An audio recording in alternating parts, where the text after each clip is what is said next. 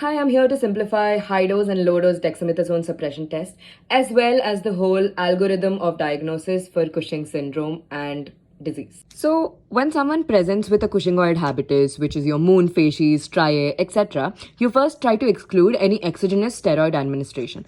Now, let's say they're not taking any exogenous steroids. You do three tests. First one being low dose dexamethasone suppression test or overnight DST. So in the low dose one, you give 0.5 mg every 6 hours for 48 hours. So in a normal person, the administration of a low dose steroid technically suppresses the endogenous steroid. So the normal value for cortisol next day morning should be below 50. But if it's not below 50, that means there is some issue. So you know that normal cortisol is mostly increased early in the morning. So if there's a late night elevation of salivary cortisol, or you can also look for 24-hour urinary cortisol. Now if any of these tests are positive, you confirm hypercortisolism. Then you check for plasma ACTH levels.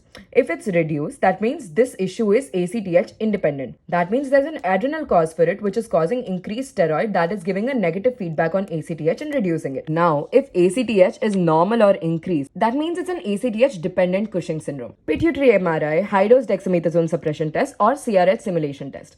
Now, in a pituitary MRI, if you see a mass, that means that there's a pituitary adenoma that is causing this. In a high dose dexamethasone suppression test, you give a high dose of 2 mg every 6 hours for 48 hours. In a pituitary cause, your negative feedback mechanism is still retained. So when you give this much cortisol, that means it will reduce the amount of ACTH being produced. So this high dose cortisol reduces the ACTH when you measure it. But if there is no effect on the ACTH, that means there's an ectopic source of this ACTH. You know, lung cancer, etc. Similarly, same logic you put on CRH simulation test. CRH is corticotropin releasing hormone. When you give CRH in a pituitary cause, obviously there is an increase in ACTH. But in an ectopic cause, there is no effect. Now, like this, you've localized the cause.